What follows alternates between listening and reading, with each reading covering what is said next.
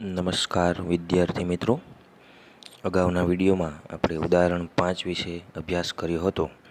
આજે આપણે ઉદાહરણ 6 વિશે અભ્યાસ કરીશું. તો ઉદાહરણ 6.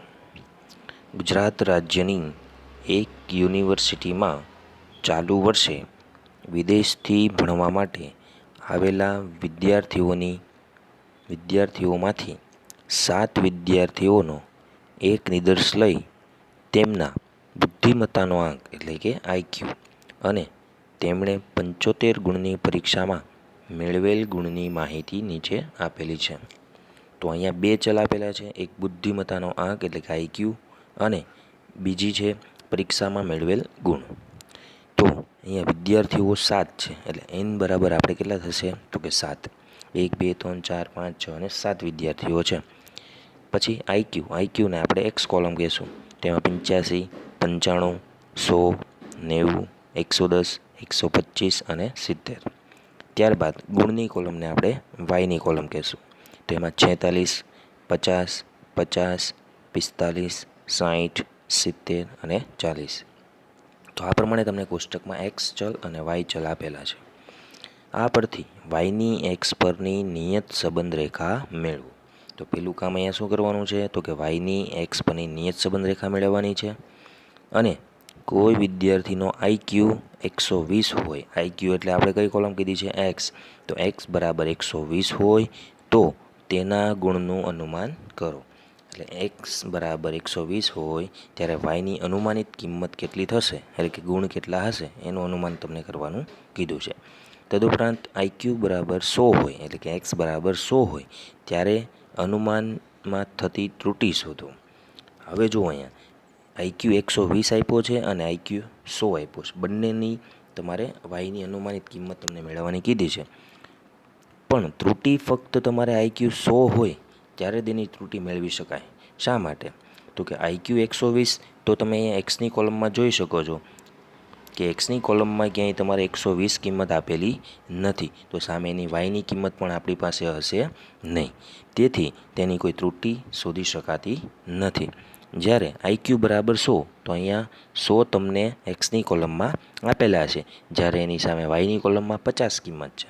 તો જ્યારે એક આઈક્યુ બરાબર 100 એટલે એક્સની કિંમત 100 મૂકશું વાયની નિયત સંબંધ રેખામાં, તો ત્યારે એની જે અનુમાનિત કિંમત કેટલી આવશે તે અને અહીંયા જે તમને વાયની કોલમમાં 50 કિંમત આપેલી છે આ બંને પરથી આપણે એનો તફાવત લઈ આપણે ત્રુટિ મેળવી શકીએ છીએ.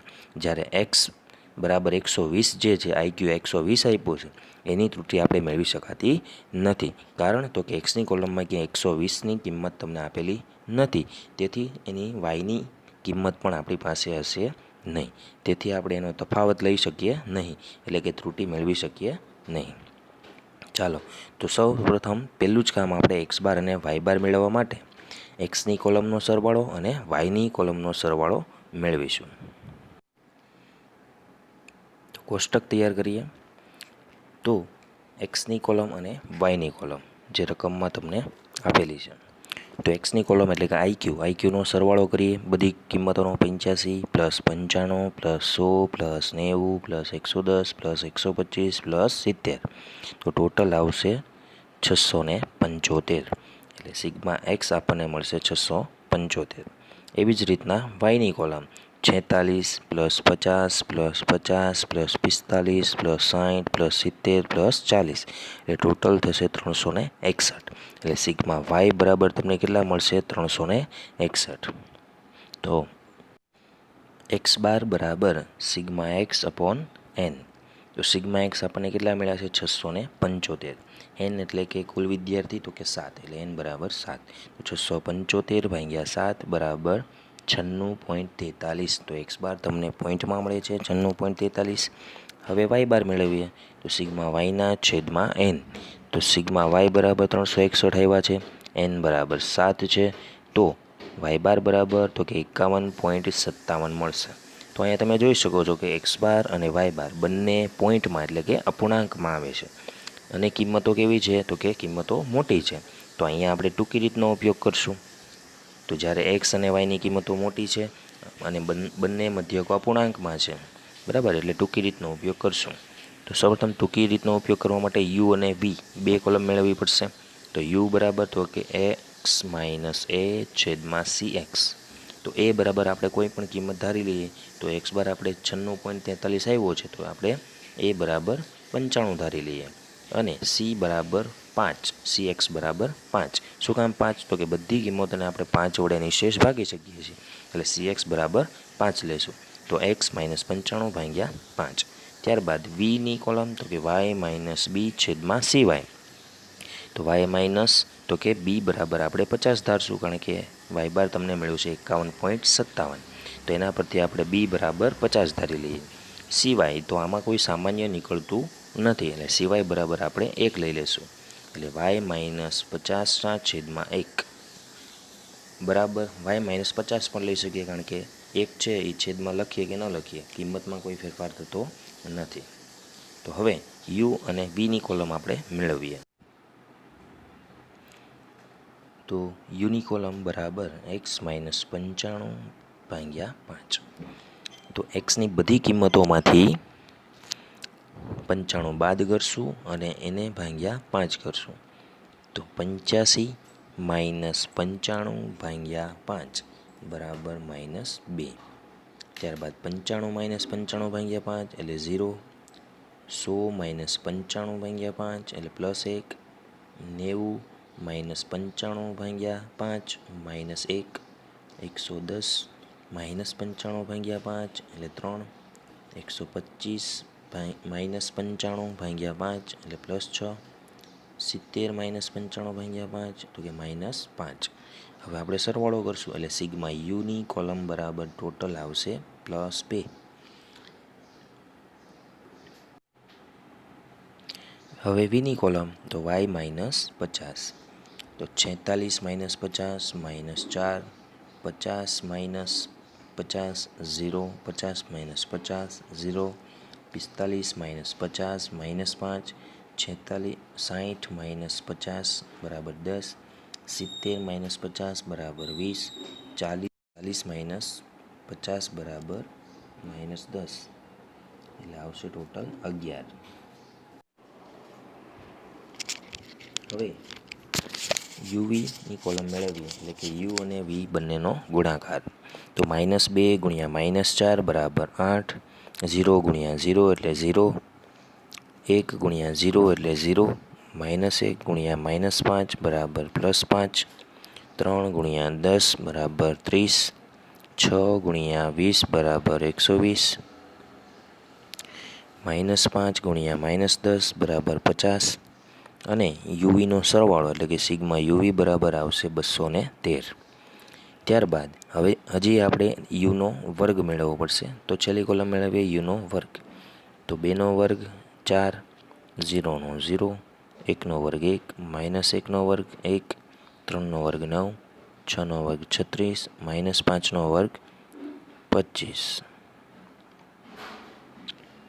અને યુનો વર્ગ એનો ટોટલ કરી લે, સિગ્મા યુ વર્ગ બરાબર આવશે 76. તો આ પ્રમાણે યુ બરાબર તો કે સિગ્મા યુ બરાબર 2 આવ્યા, સિગ્મા વી બરાબર 11, સિગ્મા યુવી બરાબર 213 અને સિગ્મા યુ વર્ગ બરાબર 76. હવે આપણે સૂત્રમાં કિંમત મૂકશું. તો બીનું સૂત્ર બી બરાબર n sigma u v minus sigma u ગુણ્યા સિગ્મા વી ના છેદમાં એન સિગ્મા યુનો વર્ગ માઇનસ સિગ્મા યુ કાઉન્સનો વર્ગ ગુણ્યા સિવાયના છેદમાં CX. તો આ સૂત્રમાં આપણે કિંમત મૂકશું. તો સૌપ્રથમ એન બરાબર તો કે 7. સિગ્મા યુવી આપણને 213 મળ્યા છે. સિગ્મા યુ બરાબર 2 ગુણ્યા સિગ્મા વી બરાબર 11 ના છેદમાં એન બરાબર 7. સિગ્મા યુ વર્ગ તો સિગ્મા યુ વર્ગ બરાબર 76 માઇનસ સિગ્મા યુ કાઉન્સનો વર્ગ એટલે સિગ્મા યુ તમને 2 મળ્યા હતા એનો વર્ગ એટલે 2 કાઉન્સનો વર્ગ ગુણ્યા CY બરાબર 1 અને CX બરાબર 5 લીધા હતા એટલે 1/5. ત્યારબાદ હવે ગુણાકાર કરશું. તો 7 ગુણ્યા 213 બરાબર 1491 માઇનસ 2 ગુણ્યા 11 એટલે 22 ના છેદમાં 7 ગુણ્યા 76 એટલે 532 અને 2નો વર્ગ 4 ગુણ્યા 1/5. હવે બાદ બાકી કરશું. 1491 માઇનસ 22 એટલે 1469 ના છેદમાં 528 ગુણ્યા 1/5. તો હવે આપણે અહીંયા ગુણાકાર જે થતો હોય એ કરીએ. 1469 ગુણ્યા 1 એટલે 1469 2640, એટલે કે 528 ગુણ્યા 5 એટલે 2640. તો ભાગાકાર કરીએ તો 1469 ભાગ્યા 2640 બરાબર 0.5564, એટલે રાઉન્ડ ફિગર આવશે 0.56. તો બી એટલે કે નિયત સંબંધાંક તમને મળશે 0.56. હવે એ બરાબર તો કે વાય બાર માઇનસ બી એક્સ બાર. તો એની અંદર સૂત્રમાં કિંમત મૂકીએ.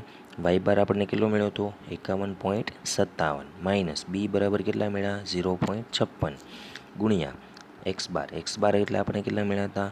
96.43. તો આ ત્રણેયની કિંમત મૂકી દીધી. હવે સાદુરૂપ આપીએ.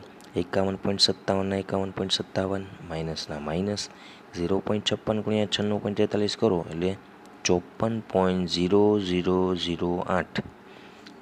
પછી બાદબાકી કરીએ તો બરાબર તમને -2.4308 મળશે. એટલે કે એ બરાબર તમને કેટલા મળ્યા? -2.43. રાઉન્ડ ફિગર લઈએ તો -2.43 આવશે. ત્યારબાદ આપણને કીધું છે વાયની એક્સ પરની નિયત સંબંધ રેખા મેળવો. તો એનું સૂત્ર તો કે વાય કેપ બરાબર a પ્લસ બી એક્સ. તો એની અંદર એની કિંમત મૂકી દઈએ. -2.43 પ્લસ બી બરાબર તો કે 0.56 એક્સનો એક્સ. તો આ તમને મળી ગઈ વાયની એક્સ પરની નિયત સંબંધ રેખા. હવે તમને અહીંયા એક્સની બે કિંમતો આપેલી હતી. તો પહેલાં આપણે એક્સ બરાબર 120 મૂકશું. તો એક્સ બરાબર 120 મૂકતા તો વાય કેપ બરાબર જે આપણને વાયની એક્સ પરની નિયત સંબંધ રેખા મેળવી -2.43 પ્લસ 0.56 એક્સ. ત્યાં એક્સ બરાબર આપણે કેટલા મૂકી દેવાના થશે? 120. પછી સાદુરૂપ આપીએ. -2.43 પ્લસ 67.2 એટલે 0.56 ગુણ્યા 120 એટલે 67.2 મળશે. સાદુરૂપ આપણે તો વાય કેપ બરાબર તમને કેટલા મળશે? 64.77. તો જ્યારે એક્સ બરાબર 120 હોય ત્યારે વાયની અનુમાનિત કિંમત તમને કેટલી મળશે? 64.77. એટલે જ્યારે આઈક્યુ તમને 120 આપેલો હોય ત્યારે તેનો અંદાજિત ગુણ 64.77 એટલે કે 65 થશે. હવે જ્યારે આઈક્યુ એટલે કે એક્સ બરાબર 100 આપ્યા હોય તો એની ત્રુટિ શોધવા માટે સૌપ્રથમ પહેલાં તો આપણે એની વાયની અનુમાનિત કિંમત મેળવવી પડે, એટલે કે વાય કેપ. તો વાય કેપ બરાબર આપણી પાસે છે -2.43 પ્લસ 0.56 એક્સ, જેમાં એક્સ બરાબર આપણે 100 મૂકશું. તો એક્સ બરાબર 100 મૂકી દીધા. તો -2.43 પ્લસ 0.56 ગુણ્યા 100 એટલે 56. સાદુરૂપ આપો તો વાય કેપ બરાબર તમને કિંમત મળશે 53.57. તો જ્યારે એક્સ બરાબર 100 હોય તો એની અનુમાનિત કિંમત તમને 53.57 મળી. પણ રકમની અંદર તમે કોષ્ટકમાં જોઈ શકો છો કે એક્સ બરાબર 100 છે તો એની સામે તમને વાયની કિંમત એટલે કે વાયની કોલમમાં કિંમત તમને 50 આપી છે. તો અહીંયા તમે જોઈ શકો છો કે બંનેમાં તફાવત જોવા મળે છે. તો ત્રુટિ એટલે કે ઈ બરાબર વાય માઇનસ વાય કેપ. તો વાય બરાબર એટલે કોષ્ટકમાં તમને 50 કિંમત આપેલી છે, માઇનસના માઇનસ, અને વાય કેપ બરાબર આપણે કેટલા મળ્યા? 53.57. તો આ પ્રમાણે ઈ એટલે કે ત્રુટિ તમને -3.57 ગુણ મળે છે. તો અહીંયા તમે જોઈ શકો છો કે જે કિંમત તમને 50 આપેલી છે પણ અનુમાનિત કિંમત 53.57 મળે છે. એટલે ભૂલ કેટલી આવે છે? તો કે 3.57 ગુણની ભૂલ આવે છે. એટલે ત્રુટિ એટલે કે ઈ બરાબર -3.57.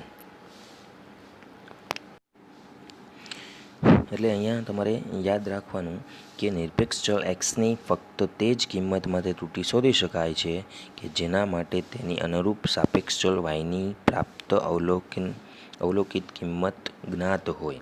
એટલે આગળ મેં તમને વાત કરી હતી કે જ્યારે એક્સની કોલમમાં તમને કોઈ કિંમત આપેલી હોય એની સામે વાયની કોલમમાં પણ તમને કિંમત આપેલી હોય એટલે બંને કિંમતો જ્ઞાત હોય તો જ તમે એની ત્રુટિ મેળવી શકો છો.